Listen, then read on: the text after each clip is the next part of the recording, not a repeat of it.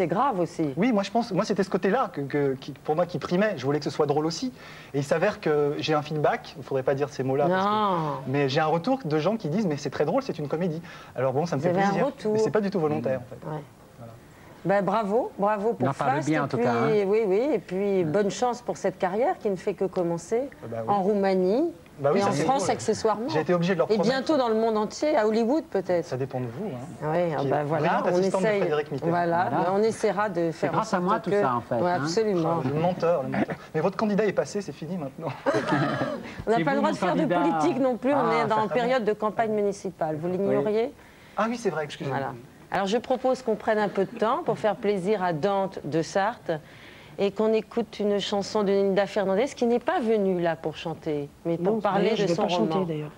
Ah, vous n'avez pas chanté? D'ailleurs, je ne vais pas chanter. Oui. Bon, bah alors on va vous écouter. Ouais, c'est un poème de Borges. Je dis que le texte n'est pas de moi. Et c'est en arrivant en Amérique latine, on m'a offert l'œuvre complète de Borges. Et à l'intérieur, j'ai trouvé des poèmes qui étaient destinés à être mis en musique. C'était des poèmes qui étaient des textes de chansons qui sont des milongas. Et j'ai mis une musique sur la milonga de Manuel Flores.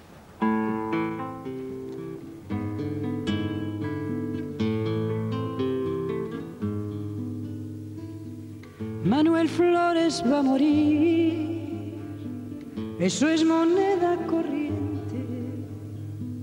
Morir es una costumbre que sabe tener la gente.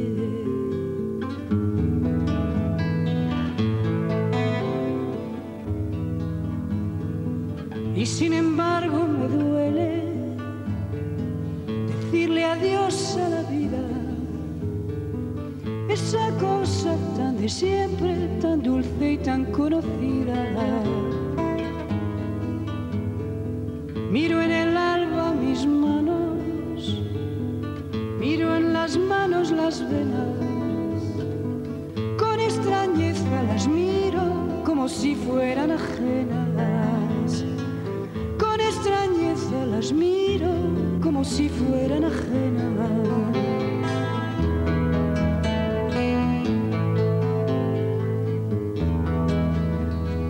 Vendrán los 4 balazos y con los 4 el olvido. Lo dijo el sabio Merlín, morir es haber nacido.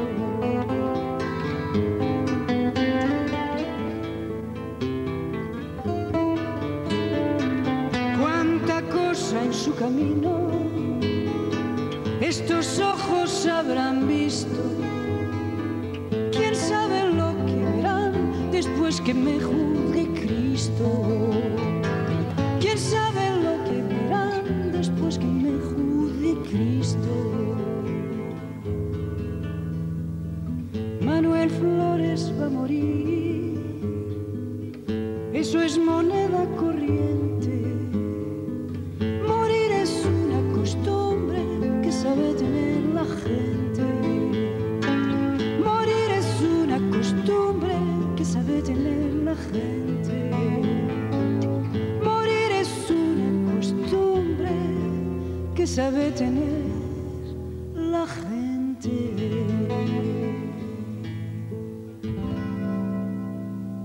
Très beau. Bravo.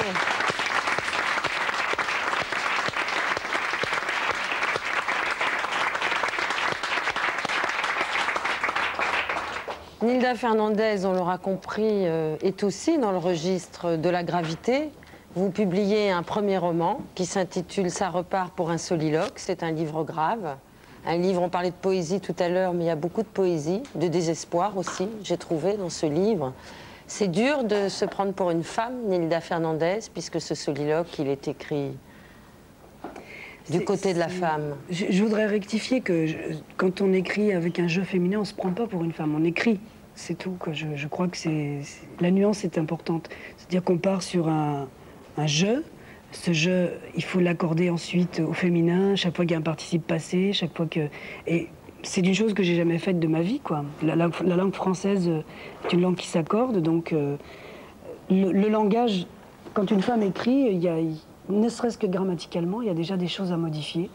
Et ensuite, on est Je pense qu'on est tout naturellement conduit vers certaines régions de nous-mêmes, de soi-même, qui sont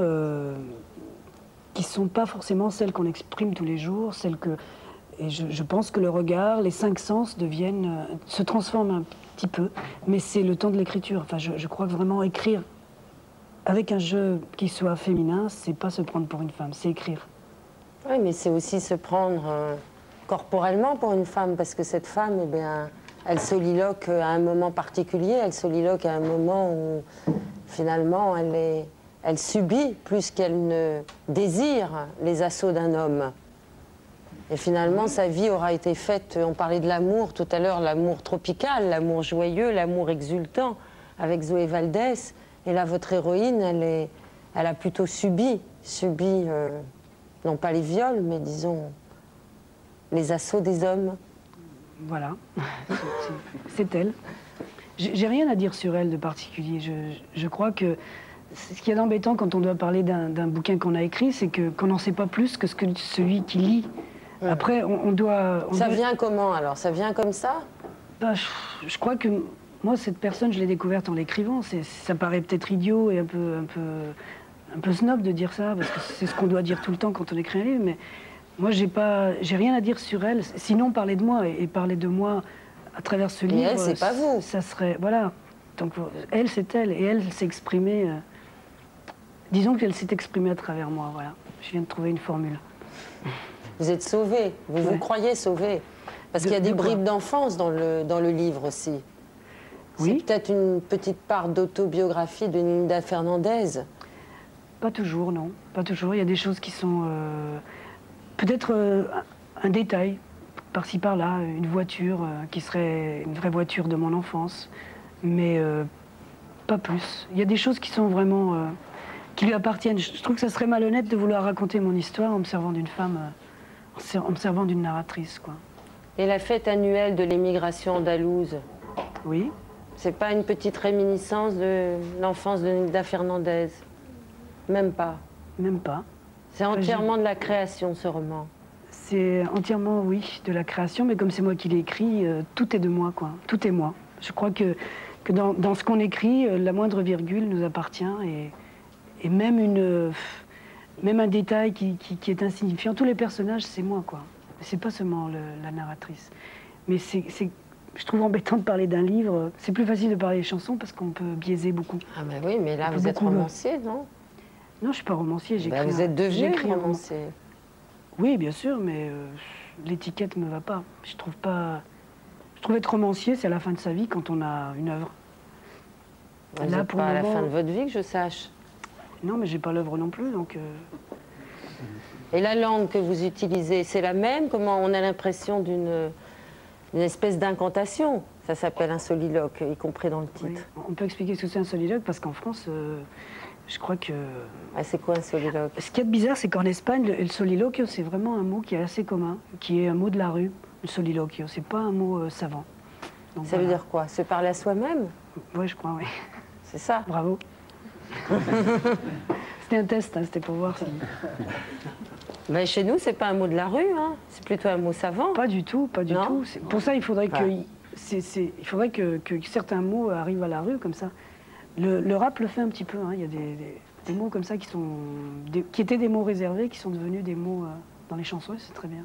Comment vous le qualifieriez, l'univers dans lequel elle évolue, dans lequel votre héroïne évolue? Alors là... j'ai mis 100 pages à l'écrire. Vous voulez que je le définisse? Ah, il est timide en tant que romancier. Pas timide, alors non, pas timide. Pudique. Ouais. Prudent. Pudique. C'est le monde de la débrouille. Elle? Un peu, ouais. Je sais pas, c'est un monde. Moi, j'ai vraiment du mal à en parler. Je suis pas là pour parler de... Je suis là pour chanter, en fait. Ah bon? Ah, d'accord. C'est ce que vous aviez dit Ah tout à l'heure. bon. Ah, je croyais que vous étiez J'ai écrit là. un livre, il coûte trompée. pas cher, tout ça, mais je suis là pour chanter. Bon, d'accord. Ben, vous chanterez tout à l'heure. J'ai le droit de dire quand même que votre livre s'intitule « Ça repart pour un soliloque » et qui vient de paraître chez Stock? Voilà, et ça rime, en plus. Non, voilà, que ça s'appelle un roman. Vous lisez des romans policiers? J'en ai lu, bien sûr, oui. J'ai lu ce genre de romans. J'en lis plus, mais j'en ai lu. Est-ce que vous pensez que pour être auteur de bons romans policiers, il vaut mieux avoir été commissaire de police avant, dans une autre vie? Vous qui avez plusieurs vies avant. C'est pas nécessaire. C'est pas nécessaire. On peut se documenter. Moi, si tout ce qu'on écrit, on avait dû le vivre, je crois qu'on n'écrirait pas, quoi. Ah bah oui, ça. D'ailleurs, vous n'êtes pas devenue une femme, pas encore. Non. Ça va peut-être vous arriver, hein, ces jours-ci. Je pense pas, non, je pense pas. Je pense que je l'ai écrit justement pour me sauver de ça. Ah, pour exorciser. Voilà. Ben, le monsieur qui est en face de vous, il a été employé aux pompes funèbres, licencié de l'éducation nationale après avoir enseigné la philosophie, représentant de l'Eyette. Oui, j'ai vendu de l'Eyette. Oui. Qu'est-ce que vous avez fait encore? Ça va être vachement pour les romans. Donc, ex-commissaire de police. Ex-inspecteur. Oh, pardon. Différent. Ça, je ne connais pas la différence. Différent. Les inspecteurs travaillent, les commissaires un peu moins. Ah bon, d'accord. Oui, non, j'ai réellement fait un vrai métier. Et puis quand quoi j'étais très jeune. encore? Du cinéma, quand j'avais 9 ans et demi, qu'est-ce que j'ai fait encore? J'ai développé des photos, bon, mais ça c'est un autre truc. J'ai joué au poker, j'ai très longtemps joué au poker, et par rapport à mes camarades